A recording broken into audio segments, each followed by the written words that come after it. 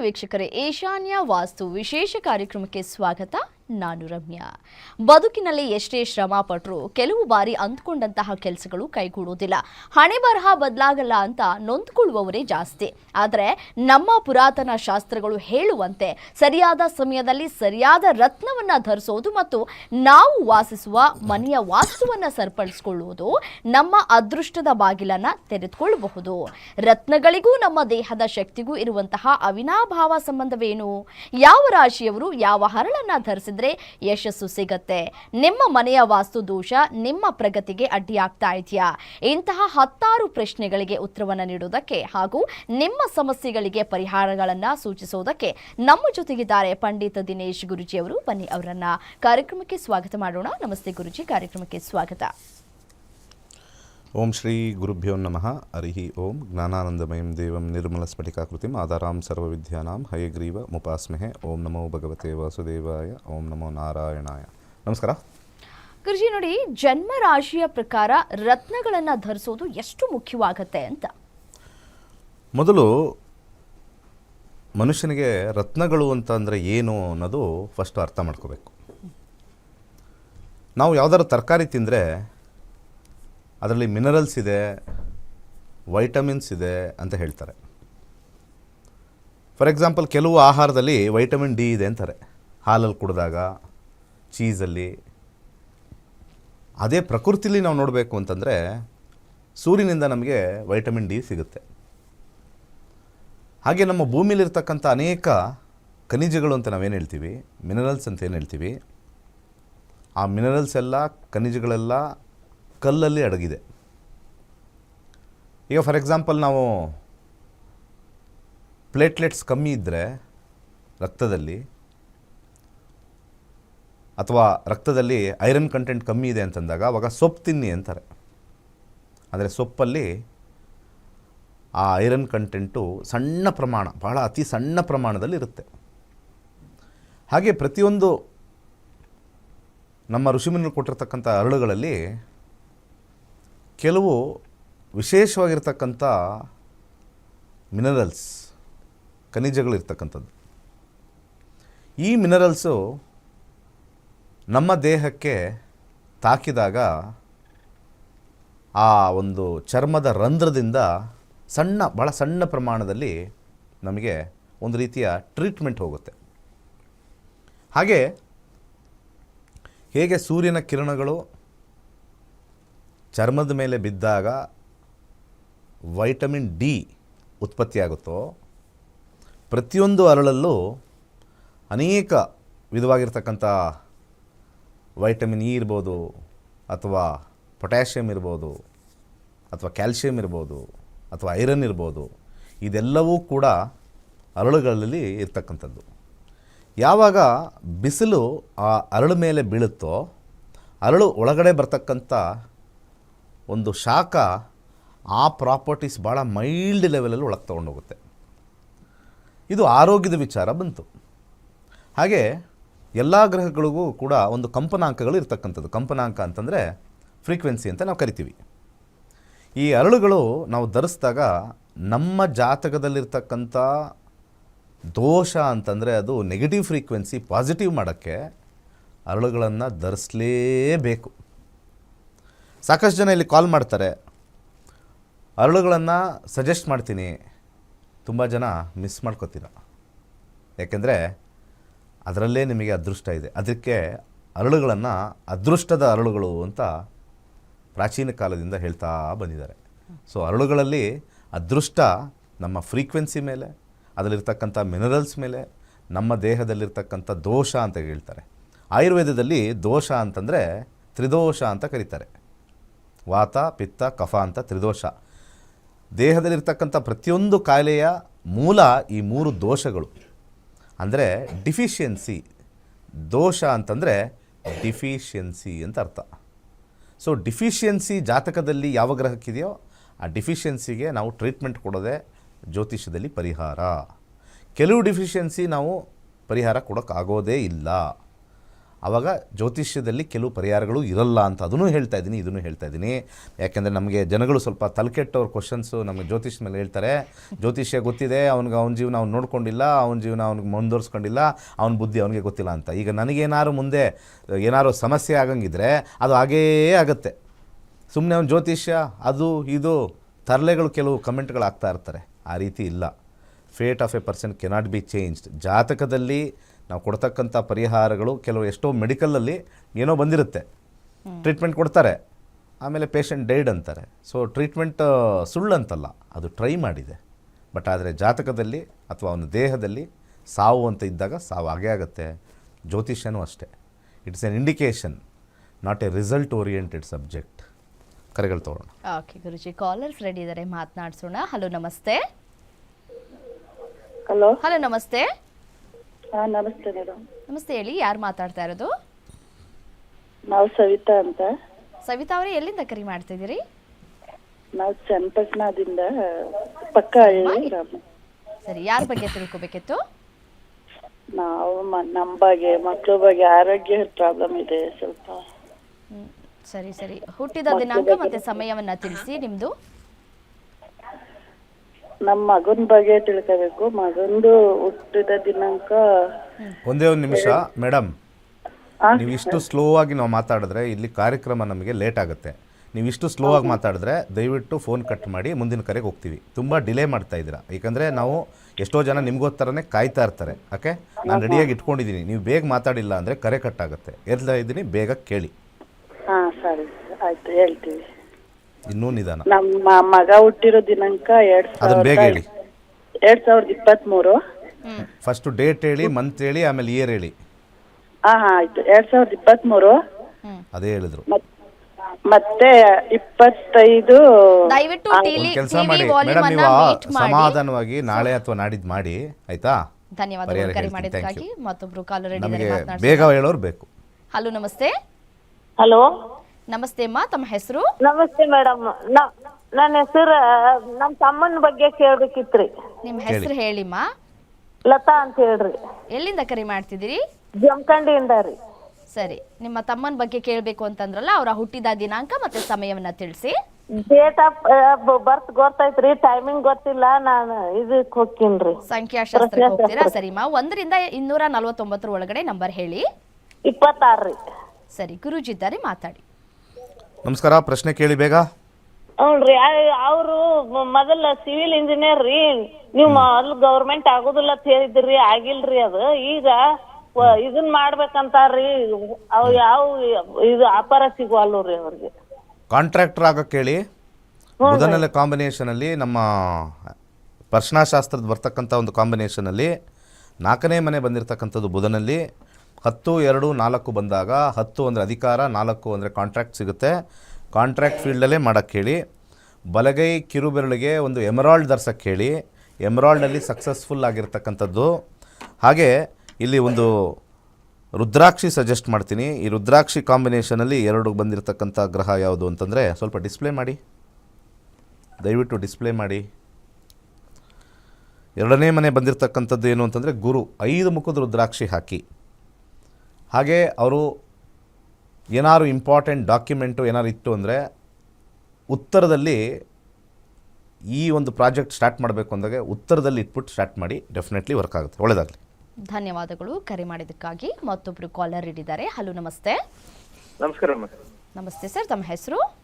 ನಮ್ಮ ಹೆಸರು ಬಲರಾಮಯ್ಯ ಅಂತೇಳಿ, ಕೊಪ್ಪಳಿಂದ ಮಾತಾಡೋದು. ಸರಿ, ಯಾರ ಬಗ್ಗೆ ತಿಳ್ಕೊಬೇಕಿತ್ತು? ಅದು ಸ್ವಲ್ಪ ನಮ್ಗೆ ಸ್ವಲ್ಪ ಸಾಲ ತಗೊಂಡಿದ್ದಾರೆ, ಅವ್ರು ಕೊಡ್ತಾ ಇಲ್ಲ. ಅದಕ್ಕೆ ಸರಿ ಸರ್, ನೀವು ನಿಮ್ ಬಗ್ಗೆ ತಿಳ್ಕೊಬೇಕು ಅಂತಿದ್ದೀರಿ. ಹುಟ್ಟಿದ ದಿನಾಂಕ ಮತ್ತೆ ಸಮಯವನ್ನ ತಿಳಿಸ್ಕೊಡ್ತೀರಾ? 20th June 1967.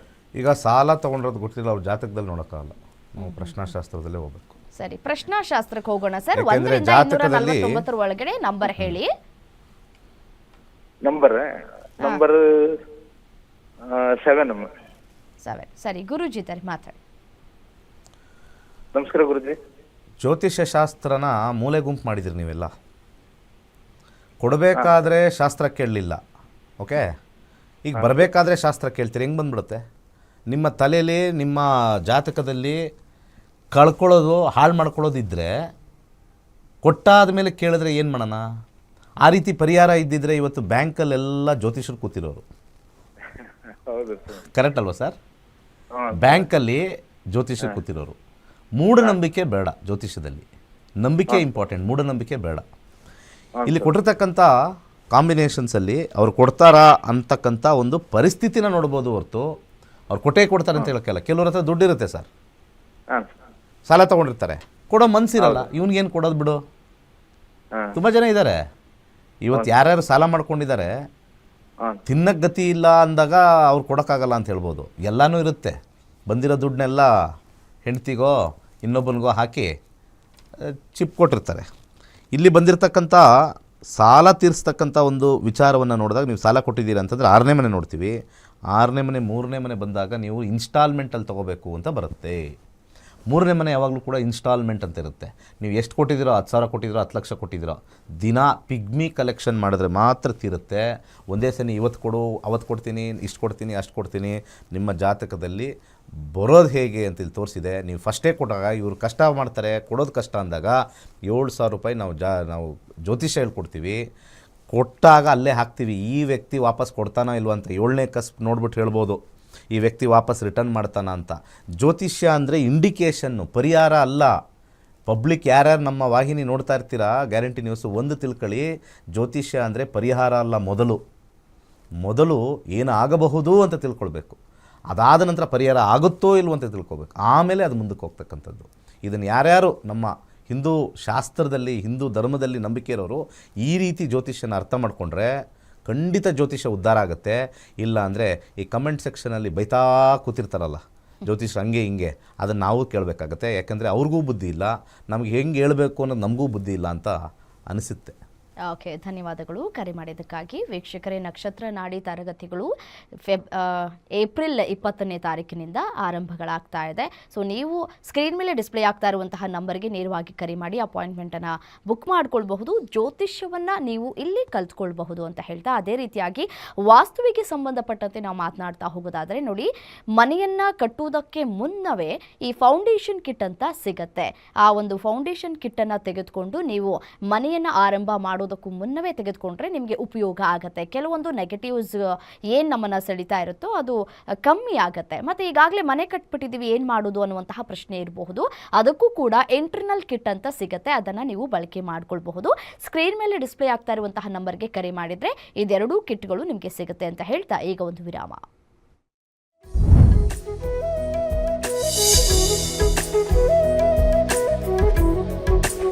ವಿರಾಮದ ನಂತರ ಕಾರ್ಯಕ್ರಮಕ್ಕೆ ಸ್ವಾಗತ. ಕಾಲರ್ ರೆಡಿ ಇದ್ದಾರೆ, ಮಾತಾಡ್ಸೋಣ. ಹಲೋ, ನಮಸ್ತೆ. ಹಲೋ, ನಮಸ್ತೆ ಅಮ್ಮ, ತಮ್ಮ ಹೆಸರು? ನಮಸ್ತೆ, ನಮ್ಮ ಹೆಸರು ಗಂಗಾ ಅಂತ ರೀ. ಓಕೆ, ಎಲ್ಲಿಂದ ಕರೆ ಮಾಡ್ತಾ ಇದ್ದೀರಿ? ಬೆಳಗಾವದಿಂದ ರೀ. ಸರಿ, ಯಾರ ಬಗ್ಗೆ ತಿಳ್ಕೊಬೇಕಿತ್ತು? ನನ್ನ ಮಗನ ಬಗ್ಗೆ ರೀ. ಸರಿ, ಅವರ ಹುಟ್ಟಿದ ದಿನಾಂಕ ಮತ್ತೆ ಸಮಯವನ್ನ ತಿಳಿಸಿಮ್ಮ. 26/5/2005 ಬೆಳಿಗ್ಗೆ 6:55. ಸರಿ, ಎಲ್ಲಿ ಹುಟ್ಟಿದ್ದು? ಘಟಪ್ರಭಾ. ಸರಿ, ಗುರೂಜಿ ಇದ್ದಾರೆ, ಮಾತಾಡಿ. ನಮಸ್ಕಾರ. ನಮಸ್ತೆ ಗುರೂಜಿ. ನಾವು ಹೇಳಿ, ನಿಮ್ ಪ್ರಶ್ನೆ ಏನು? ಕಾರ್ಯಕ್ರಮ ಎಲ್ಲಾ ನೋಡ್ತಿರ್ತೀವ್ರಿ. ನೀವ್ ಹೇಳುವ ಮಂತ್ರ ತಂತ್ರ ಎಲ್ಲಾನು ನಾವ್ ಮಾಡ್ತೀವ್ರಿ. ಬಾಳ ಚಲೋ ಅನ್ಸೈತ್ರಿ ನಿಮ್ ಕಾರ್ಯಕ್ರಮ ನಮಗ. ಒಳ್ಳೇದಾಗ್ಲಮ್ಮ. ನಿಮ್ಮ ಮಗನ ರಾಶಿ ಬಂದ್ಬಿಟ್ಟು ಧನುರಾಶಿ, ಮೂಲ ನಕ್ಷತ್ರ, 4ನೇ ಪಾದ. ಸದ್ಯಕ್ಕೆ ಶುಕ್ರ ದಶ ಮುಗಿತಾ ಇದೆ, ಶುಕ್ರ ಎಂಡಿಂಗಲ್ಲಿ ಬರ್ತಾ ಇದೆ. ಈಗ ನೆಕ್ಸ್ಟ್ ಸೂರ್ಯ ದಶ ಬರ್ತಾ ಇದೆ. ಏನು ತೊಗೊಂಡಿದ್ದಾರೆ ಎಜುಕೇಷನಲ್ಲಿ? ಡಿಗ್ರಿ ಏನು ಮಾಡ್ತಾ ಇದ್ದಾರಮ್ಮ? ಇಂಜಿನಿಯರಿಂಗ್ ರೀ, E&C ರೀ. ಓಕೆ, ಡೇಟಾ ಸೈನ್ಸಲ್ಲಿ ಹೋಗೋಕೆ ಹೇಳಿ. ಓಕೆ, ಯಾಕಂದರೆ ಮುಂದೆ ಬರ್ತಕ್ಕಂಥ ಸೂರ್ಯ ಮತ್ತು ಚಂದ್ರ ಡೇಟಾ ಸೈನ್ಸು ಮತ್ತು ಲಾಜಿಸ್ಟಿಕ್ಸು, ಸಾಫ್ಟ್ವೇರ್ ಲಾಜಿಸ್ಟಿಕ್ಸ್ ಅಂತ ಬರುತ್ತೆ. 7ನೇ ಮನೆ ಡಿರೈವ್ಸ್ ಲಾಜಿಸ್ಟಿಕ್ಸ್ ಅಂತ ಬರುತ್ತೆ.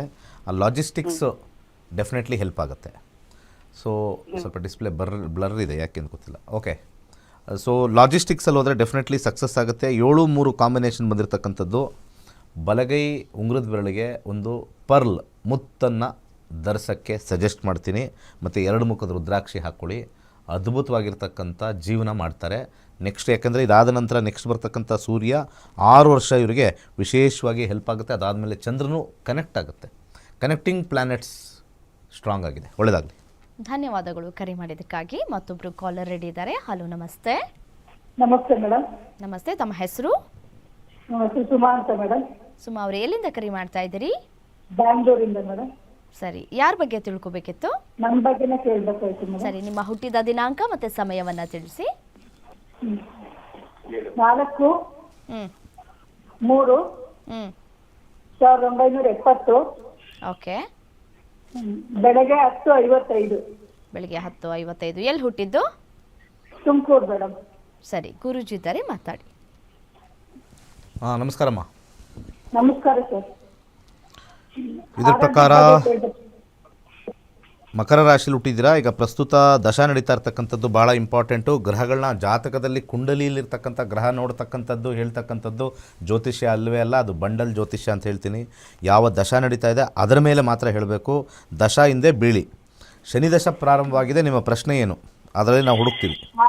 ಆರೋಗ್ಯದ ಬಗ್ಗೆ ಕೇಳಬೇಕು ಸರ್. 12ನೇ ಮನೆ ಕಾಂಬಿನೇಷನ್ ತೋರಿಸ್ತಾ ಇದೆ ಶನಿಲಿ. ಸೊ 12ನೇ ಮನೆ ಕಾಂಬಿನೇಷನ್ನು ಸ್ವಲ್ಪ ವಾತದ ಪ್ರಕೃತಿ ಹೆಚ್ಚಾಗುತ್ತೆ. ಕುತ್ಕೊಳ್ಳೋಕ್ಕಾಗಲ್ಲ, ಎದೊಳಕ್ಕಾಗಲ್ಲ. ಹಾಗೆ 4ನೇ ಮನೆ ಬಂದಿರತಕ್ಕಂಥ ಇಲ್ಲಿ ಕೇತು ಬಂದಿರೋದ್ರಿಂದ ದೀರ್ಘಕಾಲದ ಅನಾರೋಗ್ಯ ಬರ್ತಕ್ಕಂಥದ್ದು. ಆದರೆ ಜೀವನದಲ್ಲಿ ಏನಂತಂದರೆ ಮೇಜರ್ ಆಪರೇಷನ್ಸು ಅದೇನೂ ಆಗೋದಿಲ್ಲ. ಶನಿಯ 12ನೇ ಮನೆ ಮತ್ತು ಕೇತುವಿನ 4ನೇ ಮನೆಗೆ ಹಾಗೆ 10ನೇ ಮನೆ ಇರ್ತಕ್ಕಂಥ ಬುಧನ ಒಂದು ಕಾಂಬಿನೇಷನ್ ನಾವು ತಗೊಂಡಾಗ ಎಳ್ಳೆಣ್ಣೆಯನ್ನು ದಾನ ಮಾಡಿ ಶನಿವಾರ. ಅದರ ಜೊತೆಗೆ ಇಲ್ಲಿ 5ನೇ ಮನೆ ಆರೋಗ್ಯಕ್ಕೆ ನಾವು ನೋಡಿದಾಗ 10/5 ಸೂರ್ಯನಲ್ಲಿ ಬರುತ್ತೆ, ಚಂದ್ರನಲ್ಲಿ 9/4 ಬರುತ್ತೆ. ಬಲಗೈ ಉಂಗುರದ ಬೆರಳಿಗೆ ಒಂದು ಮುತ್ತನ್ನು ಧರಿಸಿ ಅಲ್ಲಿರ್ತಕ್ಕಂಥ ಕ್ಯಾಲ್ಶಿಯಂ ಕಾಂಟೆಂಟು ಮತ್ತು ಕ್ಯಾಲ್ಶಿಯಂ ಕಾರ್ಬೋನೇಟ್ ಏನಂತ ನಾವು ಹೇಳ್ತೀವಿ ಅದು ಇನ್ಕ್ರೀಸ್ ಆಗುತ್ತೆ ಬಾಡಿ ಲೆವೆಲಲ್ಲಿ. ಹಾಗೆ ಇಲ್ಲಿ 10/5 ಸೂರ್ಯನಿಗೆ 12 ಮುಖದ ರುದ್ರಾಕ್ಷಿ ಹಾಕಿ ನಿಮಗೆ ಆಲ್ಮೋಸ್ಟ್ 50% ಸಮಸ್ಯೆ ಕಮ್ಮಿ ಆಗುತ್ತೆ. ಒಳ್ಳೆಯದಾಗಲಿ. ಧನ್ಯವಾದಗಳು ಕರೆ ಮಾಡಿದ್ದಕ್ಕಾಗಿ. ಮತ್ತೊಬ್ರು ಕಾಲರ್ ರೆಡಿ ಇದ್ದಾರೆ. ಹಲೋ, ನಮಸ್ತೆ. ಹಲೋ, ನಮಸ್ತೆ ಸರ್, ತಮ್ಮ ಹೆಸರು? ವೇಣುಗೋಪಾಲ್ ಅಂತ ಮೇಡಮ್. ಸರಿ, ಎಲ್ಲಿಂದ ಕರೆ ಮಾಡ್ತಾ ಇದ್ದೀರಿ? ನಾವು ಇಲ್ಲಿ JP ನಗರ ಬ್ಯಾಂಗ್ಳೂರಿಂದ ಮೇಡಮ್. ಸರಿ, ಯಾರ ಬಗ್ಗೆ ತಿಳ್ಕೊಬೇಕಿತ್ತು? ನಮ್ಮ ಮಗಳ ಬಗ್ಗೆ ಕೇಳಬೇಕಾಯ್ತು. ಸರಿ, ಅವರ ಹುಟ್ಟಿದ ದಿನಾಂಕ ಮತ್ತೆ ಸಮಯವನ್ನ ತಿಳಿಸಿ. 11/4/1992. ಹುಟ್ಟಿದ ಸಮಯ ಸಂಜೆ 4:50. ಸರಿ, ಎಲ್ಲಿ ಹುಟ್ಟಿದ್ದು? ಬ್ಯಾಂಗ್ಳೂರು. ಸರಿ, ಗುರೂಜಿ ಇದ್ದಾರೆ, ಮಾತಾಡಿ. ನಮಸ್ಕಾರ. ನಮಸ್ಕಾರ ಸರ್, ವೇಣುಗೋಪಾಲ್. ಮಗಳ ಬಗ್ಗೆ ಕೇಳಬೇಕಾಯ್ತು. 2023 ಆದಮೇಲೆ ಅವ್ರಿಗೆ ಶುಕ್ರದಶ ಪ್ರಾರಂಭವಾಗಿದೆ.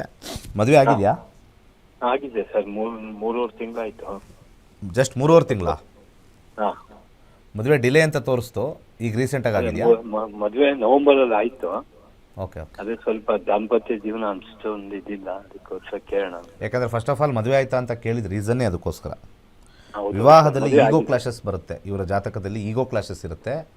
ಇನ್ನು ಹಸ್ಬೆಂಡ್ ಜಾತಕ ನೋಡಿ ನಾವು ಡಿಸೈಡ್ ಮಾಡಬೇಕು ಹೇಗಿರುತ್ತೆ ಅಂತ. ಈಗ ಬಂದಿರತಕ್ಕಂಥ ಶುಕ್ರದಶ ಬಹಳಷ್ಟು ಇದಿರುತ್ತೆ. ಒಂದು ಸಜೆಷನ್ನು ಇವ್ರ ಈಗ ಡಿಸ್ಪ್ಲೇ ಕ್ಲೋಸ್ ಮಾಡಿ ಸರ್. ಅದು ಸುಮ್ಮನೆ ಅದು ಆ ಥರ ಡಿಸ್ಪ್ಲೇ ಇದ್ದರೆ ನಮಗೆ ಕಾರ್ಯಕ್ರಮ ಚೆನ್ನಾಗಿರಲ್ಲ. ಕ್ಲೋಸ್ ಮಾಡಿ. Thank you. ಈಗ 5ನೇ ಮನೆ ಮತ್ತು 6ನೇ ಮನೆ ಮತ್ತು ಶುಕ್ರ 7ನೇ ಮನೆ ಬಂದಿರತಕ್ಕಂಥದ್ದು ಏನು ಸಜೆಸ್ಟ್ ಮಾಡ್ತೀನಿ ಅಂದರೆ ಅವ್ರಿಗೆ ಸ್ಥಿತಿವಂತರಾಗಿದ್ದರೆ ಡೈಮಂಡ್ ಹಾಕಿ ಸರ್. ಸ್ಥಿತಿವಂತರಾಗಿದ್ದರೆ ಡೈಮಂಡ್ ಹಾಕಿ ಸರ್. ಅಷ್ಟೊಂದೆಲ್ಲ ನಮಗಿಲ್ಲ ಅಂತಂದರೆ ಬಲಗೈ ಮಧ್ಯದಲ್ಲಿ ಜಿರ್ಕಾನ್ ಅಂತ ಬರ್ತಕ್ಕಂಥದ್ದು ಧರಿಸಿ. ಅದರ ಜೊತೆಗೆ 2 ಮುಖದ ರುದ್ರಾಕ್ಷಿ ಹಾಕಿ ಅವರಿಬ್ಬರಲ್ಲಿ ಅನ್ಯೋನ್ಯತೆ ಸ್ವಲ್ಪ ಒಂದು 30% ಇನ್ಕ್ರೀಸ್ ಆಗುತ್ತೆ. ಒಂದು ಸಜೆಷನ್ನು ನೀವು ಫಾದರ್ ಅಂತ ಅನಿಸುತ್ತೆ. ಒಂದು ಸಜೆಷನ್ ಇಬ್ಬರು ಕೊಡಬೇಕಾಗಿದೆ. ನಿಮ್ಮ ಕೆಲಸ ನೀವು ಮಾಡ್ತಾರೆ, ಅವ್ರ ಕೆಲಸ ಅವ್ರು ಮಾಡ್ತಾಯಿರಿ. ವರ್ಕ್ ಫೋಕಸ್ ಮಾಡ್ತಾಯಿದ್ರೆ ದಾಂಪತ್ಯ ಜೀವನ ಚೆನ್ನಾಗಿರುತ್ತೆ. ಇವ್ರೇನು ಮಾಡ್ತಾಯಿದ್ದಾರೆ ಅಂತ ಅವ್ರೇನು ಮಾಡ್ತಾಯಿದ್ದಾರೆ ಇವರು ಅಂತ ಬಂದಾಗ ಈಗೋ ಕ್ಲಾಶಸ್ ಆಗುತ್ತೆ. ಆದರೆ ಡಿವೋರ್ಸ್ ಕಾಂಬಿನೇಷನ್ವರೆಗೂ ಹೋಗೋದಿಲ್ಲ. ಬಟ್ ಯಾವಾಗಲೂ ಕೂಡ ಒಂಥರ ಸರೋಗೋದಿಲ್ಲ, ಮ್ಯಾಚ್ ಆಗಲ್ಲ ಅಂತ ಬರುತ್ತೆ. ಫಸ್ಟ್ ಆಫ್ ಆಲ್ ಮ್ಯಾರೇಜ್ ಸ್ವಲ್ಪ ಡೌಟೇ ಇತ್ತು, ಆಗಿದೆ. ಆಗಿ 3 ತಿಂಗಳಿಗೆ ನೋಡಿ, ಇಷ್ಟು ವರ್ಷ 33 ವರ್ಷ ಈ ಜಾತಕಕ್ಕೆ. ಈಗ ಮದುವೆ ಆದರೂ ಕೂಡ ಅಲ್ಲಿ ಒಂಥರ ಥ್ರಿಲ್ಲೇ ಇಲ್ಲ. So that is what horoscope and ಹಣೆ ಬರಹ ಈಸ್. ಅದಕ್ಕೆ ನಾನೆಲ್ಲ ವೀಕ್ಷಕರಿಗೆ ಹೇಳೋದು, ನಕ್ಷತ್ರ ನಾಡಿ ಹಾಗೆ ನಮ್ಮ ಈಶಾನ್ಯ ವಾಸ್ತು ಈ ಒಂದೇ ಪ್ರೋಗ್ರಾಮ್ ಎಂಟೈರ್ ಕರ್ನಾಟಕದಲ್ಲಿ ಸತ್ಯ ಹೇಳ್ತೀವಿ. ಪ್ರಾಬ್ಲಮ್ ನಿಮಗೂ ಆಗುತ್ತೆ, ನನಗೂ ಆಗುತ್ತೆ, ನಮ್ಮ ಮನೆಯವ್ರಿಗೂ ಆಗುತ್ತೆ, ನಮ್ಮ ಪಕ್ಕದ ಮನೆಯವ್ರಿಗೂ ಆಗುತ್ತೆ. ಪ್ರಾಬ್ಲಮ್ನ ನೋಡಿಕೊಂಡು ಏನಾದ್ರು ಚೇಂಜಸ್ ಆಗ್ಬೋದಾ ಅಂತ ತಿಳ್ಕೊಳ್ಳೋದೇ ಜ್ಯೋತಿಷ್ಯ. ಪ್ರಾಬ್ಲಮ್ನ ಚೇಂಜ್ ಮಾಡೋದು ಬಂದಿರತಕ್ಕಂಥ ಸಮಸ್ಯೆನ ಬದಲಾಯಿಸ್ಬಿಡ್ತಕ್ಕಂಥದ್ದು ಯಾರ ಕೈಲೂ ಭೂಮಿ ಮೇಲೆ ಇರ್ತಕ್ಕಂಥವ್ರಿಗಾಗಲ್ಲ. ಎಸ್ಪೆಷಲಿ ಜ್ಯೋತಿಷ್ಯದಲ್ಲಿ ಇರ್ತಕ್ಕಂಥವ್ರಿಗೆ ಇದ್ದಿದ್ದು ಪ್ರಾಬ್ಲಮ್ ಆಗೋದೇ ಇಲ್ಲ ಅಂತ ಬಂದರೆ ಆಗೋದೇ ಇಲ್ಲ. ಇದನ್ನು ಎಲ್ಲರೂ ತಲೆಯಲ್ಲಿ ಇಟ್ಕೊಂಡ್ರೆ ಜ್ಯೋತಿಷ್ಯ ಉದ್ಧಾರ ಆಗುತ್ತೆ.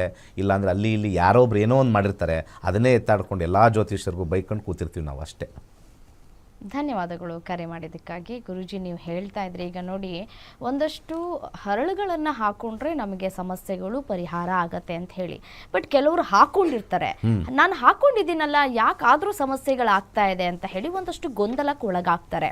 ಅಂಥವ್ರು ಕರೆಕ್ಟಾಗಿ ಹಾಕೊಂಡಿದ್ದಾರಾ ಅಥವಾ ಇಲ್ವಾ ಅನ್ನೋದು ತಿಳ್ಕೊಳ್ಳೋದು ಹೇಗೆ ಅಂತ? ಎರಡು ವಿಚಾರ ಅದರಲ್ಲಿ ಜ್ಯೋತಿಷ್ಯ ಕಲಿತಾಗ ಗೊತ್ತಾಗುತ್ತದು. ಒಂದು, ಈಗ ಯಾರ್ಯಾರು ಜ್ಯೋತಿಷ್ಯ ಹೇಳ್ತಾರೆ ಅವರೆಲ್ಲ ಮೇಧಾವಿಗಳು ಅಂತ ಅಂದ್ಕೊಳ್ತಕ್ಕಂಥದ್ದು ತಪ್ಪು.